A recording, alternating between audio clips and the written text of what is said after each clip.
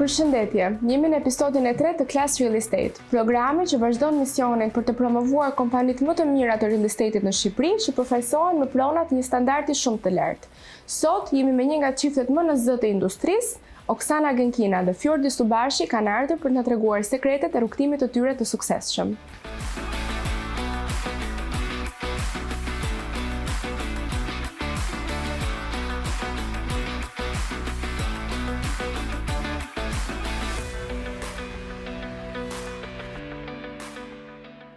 Oksana, faleminderit që keni ardhur. Faleminderit. Jam shumë e lumtur që e bëjmë këtë episod së bashku. Unë do ju ftoj të ulemi për një intervistë shumë interesante.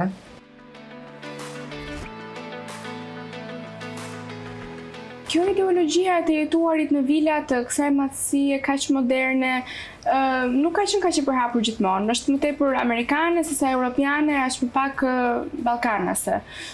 Ne kemi njohur apartamentet si mënyrën më preferenciale të jetuarit, por duket sikur gjërat kanë ndryshuar dhe tani njerëzit po tërhiqen nga shtëpitë private, nga komunitetet e veçuara.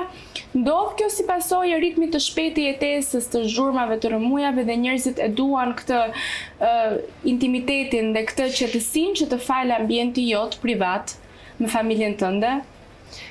Po, patjetër që për vilën ku ndodhemi ne tani, Fjordi mund të bëj prezantime me vonë, kurse si përgjithësi si kërkesat është shtuar vitet e fundit, siç për qira nga të huaj, gjithashtu edhe nga shqiptarët nëse flasim për blerje pronës, sepse apartamentet sot janë me cilësi të mirë në një kompleksat, mund të ketë me çmimit njësoj në një kompleksat me cilësi të larta dhe me facilitete gjithashtu, që të jetë larg larg ato lëvizje, sepse sot është goxha ndryshuar ritmin e jetesës që është punohet me oraret më të zgjatura, edhe kohën kur janë në shtëpi, gjithë familja duhet shijojë sa më shumë edhe që të ketë sa më pak njerëzit, por patjetër që të ketë dhe facilitetet, se sot janë të cilësia e ndërtimit është i mirë, cilësia të lartë, edhe facilitetet cili janë sot ofron edhe komplekset. Një detaj që vlen për të përmendur është edhe që pas faktit të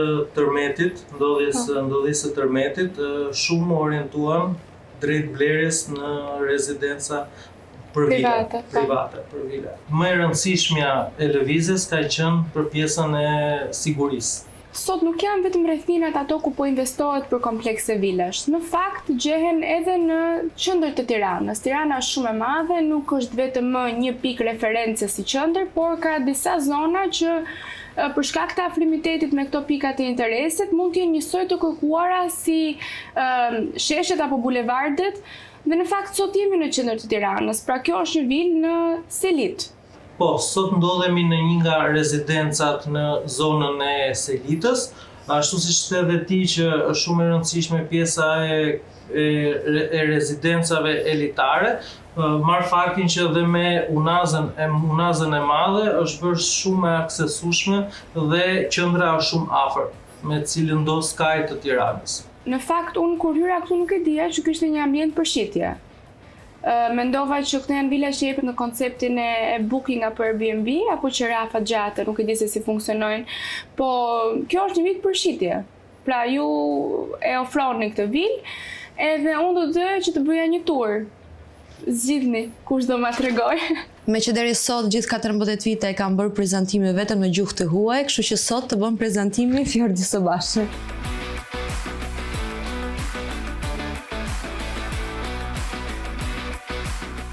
Atëherë Fjordi, nisim këtu. Jemi në ambientin e ndenjes. Ti më tregove pak për zonën e Selitës, se do zhvillohet, se ka perspektivë, pra ky është vetëm një nga komplekset e vilave këtu, priten dhe shumë të tjera. Si zhvillohen vilat këtu, pra si variojnë planimetrit, si është kjo vilë konkretisht e organizuar? Atëherë, jemi në një vilë unike, është shumë e rëndësishme për të thënë që ndryshe nga shumë vilat të tjera që kanë sipërfaqe, le të themi, të bollshme, po, kjo jemi në tipologjinë e vilës me një organizim shumë të mirë dhe funksionalitet perfekt. Në fakt, këtë e kuptova edhe unë kur më tregove pak për vilën, më duk çdo metër katror i shfrytzuar shumë mirë. Përveç kësaj vlen për të përmendur që kjo vilë është dizenjuar nga një arkitekt dhe ka investim shumë cilësor në detaje.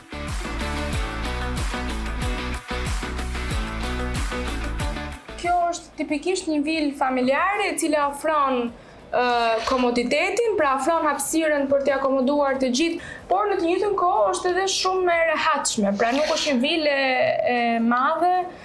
Atëre, tipologjia e vilës është ndarë në katin -1 që ka 2 postet e parkimit të mbyllura, 2 postet e parkimit të mbyllura, pastaj vazhdojmë në katin 0 ku organizohet nga, siç e shikojmë, ambienti living room-i, kuzhina, tualeti ditës dhe ka një sipërfaqe të oborrit prej 57 m2, që është shumë i këndshëm, po. Është realisht shumë i këndshëm, sidomos në periudhën e verës mund ta shijosh pjesën e oborrit, dhe pjesa tjetër është në katin 1, katin e sipërm, kur është ndarë pjesa e fjetjes, janë dhomat e gjumit, 3 dhoma e gjumit dhe një tualet. 2 tualete, një ambienti dedikuar gatimit, një ambient denje, një ambienti ku mund të konsumohen vaktet mbrapa nesh. Eksakt. Në total, sa metra katror është? Në total është 152 m2 sipërfaqe e banueshme neto dhe 57 m2 kemi pjesën e oborrit. Kjo është hyrja për në vilë, eksakt. Tualeti i ditës, theksojmë që kondicionimi është qendror nga markat më cilësore në treg Daikin. Vazhdojmë tek pjesa e sipërme. Atëherë këtu është dhoma e parë, është dhomë fëmijësh. Fëmijëve, po. Ka goxha hapësirë. Po. Goxha e ka pjesën organizuar, po. Kondicionimi. Kemi dhe aksesin në balkon. Po, ndërkohë që kjo është ngjitur me njërin nga tualetet, me tualetin e katërt. Me tualetin e ditës. Po. Kjo më përmendja është dhoma matrimoniale. Po, është dhoma më e madhe në këtë vilë. Pas ka dhe një garderobë të bollshme. Po, dhoma e gjumit matrimoniale, garderobën e ka realisht shumë të bollshme. Më tregove për metrat katror, për dhomat e gjumit, për tualetet, më kështë thënë këtë që në fillim nuk do të duhet ta bëj gjithë. Të mua do më kështë shitur. Patjetër. Tani do kalim të dhoma tjetër, sepse janë 3 dhoma gjumit. 3 dhoma gjumit.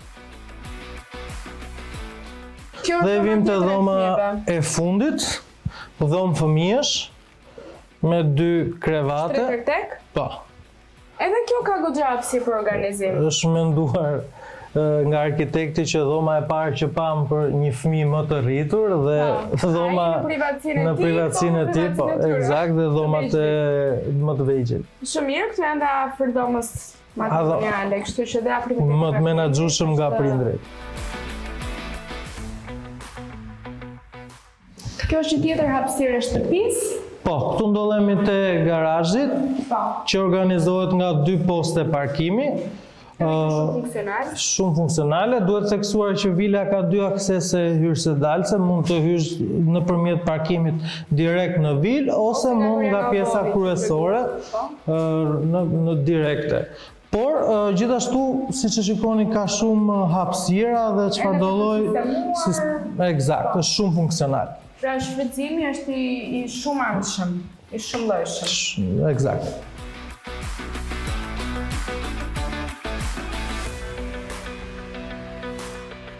Nga një tur shumë i këndshëm i shkurtër, i rikthehemi bisedës në lidhje me të huajt, që ti, Oksana, i mbulon si klient vazhdimisht.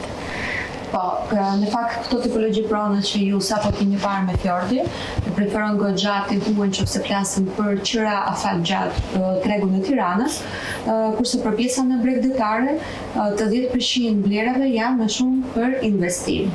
Sot tregu ka ndryshuar, se kam 14 vite që merrem me blerësit që investon dhe blen pronët siç për pushim, siç për ta investuar si rishitje ose dhënie me qyra, siç e fat gjatë, siç e fat shkurtër. Vitet e para flasim nga 2012 deri 2018, më shumë kishte interes pjesën e jugut, Sarandës, që ka qenë dhe çmimi goxha më i ulët, patjetër, se edhe kjo sot është tregu ka ndryshuar të tillë që kërkesat janë më të lartë se ofertat. cilësia ndërtimi janë më të lartë, këto kanë ndikuar patjetër edhe në çmimin e pronës, por duhet të cilësojmë që ne akoma ngelim si Shqipëria flas, duke krahasuar çmimin dhe cilësi, jemi një nga më të mirët. Kuptoj. Kjo është Do me thënë cilësia i përgjigjet çmimit, thua ti. Patjetër, sepse gjithë, se kur them ti huaj, janë vetëm nga Ukraina, po kjo s'do të thonë që unë punoj vetëm nga Ukraina, sepse kanë interes përveç Ukrainës, Polonia, Çekia, Turqia, kanë disa shtete edhe nga Europa, edhe nga Amerika, se fundmi kanë filluar goxhash që shprehin interes siç për blera për investim, por gjithashtu edhe për banim. Veles shumë të huaj nga fillimi mendon për ta kaluar vetëm 1-2 javë në Shqipëri dhe kaq, edhe pjesën tjetër, por dashurohet gjithë, dashurohet jo vetëm me klimat, por edhe njerëzit vonë për vete. Unë këtë do të pyesja në fakt, por ti më sqarove pak të pjesën e këndvështrimit të huajve, pra e shohin Shqipërinë si një ndalesë afatgjat, e shohin si një tranzit të përkohshëm, e shohin si një opsion të mirë investimi duke parë dhe rritjen e turizmit. Pra shikojnë pak nga të gjitha, thua ti, edhe si investim, edhe si vendbanim, si janë ndryshe të huajt nga shqiptarët kur vjen puna tek kërkesat. E ke shumë më bukur pyetje në fakt, sepse shpesh dhe nga kolegët shqiptarët e dëgjoj që me të huaj ke shumë të lehtë. Në fakt nuk ka rëndësi fare nga cilin shteti njeri do të blej. Gjithë blerëset është njerëz cili duan të gjej personin kush është profesionist.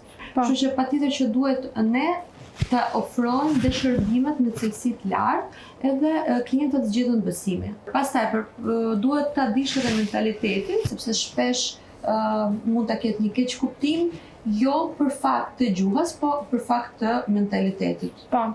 Biles, unë me të huaj patjetër që ofrojmë shumë herë më shumë punë, shumë herë më shumë shërbimi, se në anën ligjore puna një ndërmjetësuesi pasuria e paluajtshme sipas ligjit 9 të Ministrisë Drejtësisë, puna ndërmjetësuesi mbaron në momenti firmosës kontratët notariale, qoftë si përmarrje, qoftë. Pra ju i ndihni këto raste për gjatë gjithë rrugtimit. Patjetër, kurse më të huaj unë konsultoj pa ardhur në Shqipëri, i di shumë mirë gjitha procedurën, si funksionon ana ligjore në Shqipëri, si do jetë rrugtimi me mua, dhe kur vjen 1-2 ditë zgjidhen pronën, të klientë prokurën e posaçme që të vazhdoj unë firmosa dhe pagesën i bëhet nga jashtë shteti ose bën depozitimi këtu. Ju e keni nisur këtë rrugtim si pjesë e Century 21, një kompani ndërkombëtare, një rrjet shumë i gjerë zyrash në Tiranë, në Shqipëri.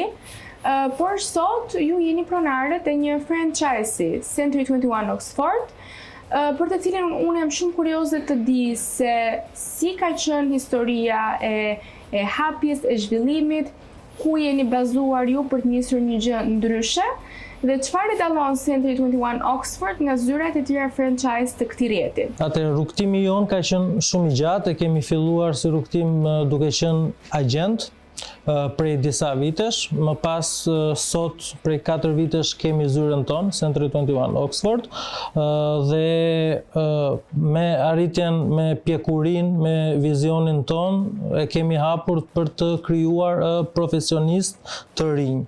E kemi shumë pasion këtë punë. Gjithashtu dua të di pak më tepër edhe rreth filozofisë me të cilin operon Century 21 si një rrjet dhe si keni implementuar ju këtë në franchise-in tuaj, sa përputhen këto dy mënyra të bërit real estate. Jemi pjesë e brandit Century 21 për vetëm arsye të standardit.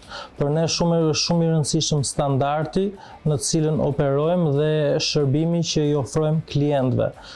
Mundohemi çdo ditë jemi në nivelin e duhur dhe jo vetëm ne si administrator të zyrës, po ashtu edhe agentët tanë të jenë në nivelin e duhur të pjesa profesionale dhe të pjesa e shërbimit që klientët tanë jo vetëm të blejnë një pronë dhe të kenë një pronë të tyre, por ti kemi dhe miq në të ardhmen dhe të jenë të kënaqur me ne. Franchise-i juaj ka një kërkesë shumë të lartë nga klientët, pra ka shumë prona që ju i dispononi për shitje, për qera, por edhe edhe stafi që i mbulon këto prona, pra që i mbulon këto ngarkesë, duhet jetë i madh, me vëmendje në numër. Si funksionon ky proces i rekrutimit të agentëve nga agjencia juaj? Çfarë ju ofroni ju atyre, si dhe çfarë prisni ju nga ata? Pra, si funksionon përzgjedhja edhe sa shpesh ndodh kjo përzgjedhje. Dhe të rritur profesionistët nuk e kemi synimi për ta gjetur që të na bashkohet të agentët zyres tënë vetëm kusht patjetër me eksperiencë. Absolutisht jo. Se një ditë edhe ne para shumë vitesh që kemi filluar pa patur asnjë eksperiencë. Unë isha shumë e re, kjo ishte 14 vite përpara. Nuk ka rëndësi moshë, ne nuk e kemi përcaktimi që duhet jetë nga kjo moshë deri kjo moshë. Duhet jetë dëshirë e madhe, do t'jetë ambicie edhe duhet kuptuari që të bënja biznesi. Sepse real estate-i, pasuria e paluajtshme është me vete biznes. Ne nuk e kemi marrëdhënie punëdhënësi punëmarrësi. Ne kërkojmë personat cili kanë dëshirë ta bëjë biznes edhe ta investojë vetëm kohën. Në një mënyrë bashkëpunëtor. Eksakt. Në këto mënyrë ai investon vetëm kohën edhe kaq. Pjesa tjetër e ka mundësi që ta mësojnë nga dy profesionistët që ne patjetër jemi gjithkohës suport në çdo pikën, në çdo procesin e punës, derisa do jetë aq profesionist që ta thotë Oksana Fjordi tani unë po ec vet. Dhe kur ne i shohim që agentët zyres tanë janë më të suksesshme, nuk e ke ide sa kënaqësi i kemi ne. Zyra jonë pavarësisht që është vetëm 4 vite në treg si zyrë, se s'po flas për eksperiencën e real estate, jemi një nga 5 më të mirët në gjithë. Është një arritje shumë e madhe. Unë mendoj që kjo është vetëm fillimi, edhe fillimi mbar. Gjysma punës. Po. Mua më bëhet shumë qefi që këtë procesin e hiring të punësimit ju e konsideroni si një masterclass edhe për të punësuarit tuaj. Pra njerëzit që vendosni të bëni pjesë të zyrës tuaj, ju i shihni si bashkëpunëtor, edhe përveç se me interesat e përbashkët i jepni një rëndësi shumë të madhe njerëzve që u bashkohen. Pra i shihni si një aset për zyrën tuaj dhe jeni të gatshëm të jepni nga eksperienca juaj. Ju nuk jeni ngushtësisht agent dhe unë dua të ndroj pak temën, ju jeni konsulent. Ndaj pa diskutim që keni edhe një informacion shumë të gjerë mbi zhvillimin e Tiranës sa i takon real estate-it. Pra të gjitha këto kulla të reja, të gjitha këto ndërtime të reja, patjetër që i përgjigjen një kërkese. Megjithatë duket shumë i shpejtë ky zhvillimi. Edhe duket sikur sa vjen e po bëhet më intensiv edhe sa vjen e po ju jepet prioritet, më duket mua, zonave dytësore të Tiranës. Pra periferit, lagjet që nuk kanë qenë dikur aq të preferuara, sot po kthehen në lagje shumë të preferuara për blerësit. Si e komentoni ju këtë dhe si e shihni ju të ardhmen e këtyre lagjeve që po zhvillohen kaq shpejt tani në Tiranë dhe po kthehen në qendra të reja të Tiranës? Zgjerimi i Tiranës ka prej disa vitesh që ka filluar. Së fundmi janë disa zona të reja që po vazhdojnë e po ndërtohet. Këtu marr shembull Bulevardin e Ri, fushën e aviacionit, Shkozën, Casa Italia, edhe më tej te pjesa e QTU-s. Pra dhe dalja e Tiranës, por kalos një rol shumë të rëndësishëm Unaza e Madhe, me pjesën e zhvillimit urbanistik edhe pjesën e ndërtimeve të reja, komplekseve kryesisht të reja. Tek pjesa e kërkesës, kemi dy tipologji kërkesash. Kemi klient që blejnë për investim dhe kemi edhe klient që blejnë për banim. Ashtu siç kemi edhe tipologji pronash, është tipologjia e kullave, që është në numër të reduktuar se po shumë më ekskluziv, është një 5% maksimal ku mund të investojnë dhe mund të blejnë në këto tipologji kullash, por kemi dhe pjesën e rezidenciale që hyn në tipologjia e familjeve të reja, çifteve të reja, e familjeve që zgjerohen, e personave që duan të shesin për të marrë një apartament më të vogël. Këtë lloj grupesh përqendrohemi së fundmi. Rol të rëndësishëm këtë vit do lozi dhe rivlerësimi i pasurive të paluajshme. Shumë klient që do duan të shesin pronën do e kenë mundësinë ta rivlerësojnë për ta afruar në vlerën aktuale që prona prona ka dhe kjo do rrisi dhe më shumë pjesën e ofertës. Çiftet e reja, familjet e reja që janë në kërkim të një prone, të një apartamenti, të një vile për të jetuar, është e vështirë që prej fillimit të mund të sigurojnë shumën e plot të pronës dhe do detyrohen të drejtohen një banke për një suport.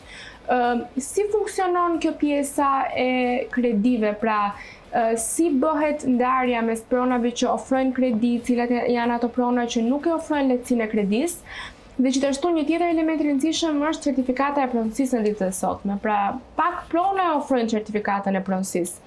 Edhe kjo kam përshtypjen ndikon tek blerësit, pra i step pak blerësit dhe bëhet një faktor pengese. Ke bërë shumë pyetje që realisht të prekim dhe hasëm çdo ditë. Para ne i kemi partnerë disa bankët nivelin e dytë e Shqipërisë, me cilë bashkëpunon edhe ne japim dhe konsult edhe të juar të gjitha dhe momentin e parë dhe pa e rezervuar, pa e bler pronën. Sepse kjo është rëndësishme që pa filluar për të zgjidhur pronën, klienti blerës duhet të ketë informacionin e plot çfarë dokumentacionin e duhet ta ketë për ta marrë një pronë me kredi. Edhe sot është ndërtuesit janë e detyruar të regjistrojnë ndërtimet tek ASHK-ja që blerësën pasi firmosin ti kontratën e sipërmarrjen e blerjes, marrin dhe vërtetimin e regjistrimin në bllokimin e emrin e blerësit. Kjo është i jep e para siguri për blerësit kur blen një pronë në ndërtim. E dyta, gjithashtu sot ka mundësi që disa bankët i japen dhe mundsoj kreditimi, disa banka 50, dikush 60, dikush 20% nga vlera e pronës.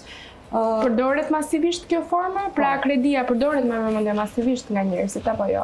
Po, pjesa më e madhe vlerave janë në kreditim, edhe personët që kanë bizneset të mëdha edhe i kanë vlerë monetare për blerje pronën, prapë shumica preferon nëpërmjet kreditimit. Sot është shumë e rëndësishëm dhe likuiditeti. Të gjithë që kanë likuiditet monetar nuk e përdorin më, sepse duan të jenë të sigurt dhe përdorin për të blerë nëpërmjet sistemit bankar, që është dhe një siguri më shumë për blerjen e pronës, sepse e filtron pronën më shumë se sa ta blesh me pjesën e disponimit të likuiditetit tënd. Një detaj. Pjesa tjetër pastaj është që këtë vit priten dhe shumë prona, shumë rezidenca të certifikohen, pasi kanë disa vite që janë në proces ndërtimi dhe pritet kualidimi dhe certifikimi i tyre. Për sa i përket pjesës së kreditimit, me ndryshimin e ligjit që u bë, duhet patjetër të disponojnë minimalisht rreth 20% të vlerës. Dhe 80% kjo është mesatarja. Mund kemi dhe një rast përjashtimor, po kryesisht kreditohen 80, 70 deri në 80% nga vlera e pronës. Një tjetër pikë interesi për njerëzit janë edhe qerat. Ne flasim shpesh për blerje, po qeraja është një variant masiv i të jetuarit, që unë jam kurioze të di nëse njerëzit e zgjedhin si një preferencë, pra preferojnë të jenë diku me qera dhe të mos t'i hynë rrugës të kredive dhe të shpenzimeve të mëdha masive, siç kërkon një pronë që do të blihet një herë e mirë le të themi, apo është një rrugdalje, pra është një zgjedhje që njerëzit e bëjnë sepse ashtu i kanë kriteret e tyre të kërkesës, dhe mund ta shkojnë si një formë afatshkurtër jetese dhe pastaj do të largohen diku. Vitet e fundit çmimet e qerave janë rritur në raport me 4 vite më përpara. Kryesisht ato që marrin me qera kanë qenë studentët dhe së fundmi dhe i marrin pronat për Airbnb, për hoteleri. Dhe çmimet janë rritur shumë. Për këtë lloj arsye klientët më shumë po intereson të marrin një shtëpi me kreditim ose ta blejnë me likuiditetin e tyre. Shpërblen kjo me që se jemi këtu? Kjo mënyra e të blerit prona për të shfrytzuar pastaj si Airbnb apo shtëpi që jepen një natë 2 net për qëndrim, si funksionon? Se kjo është një farë bixhozi, le të themi, pra blerja e pronave për t'i shitur sërish, për t'i dhënë. Vitet e fundit, investimi më i sigurt, klientët e kanë parë tek blerja e pasurive të paluajshme.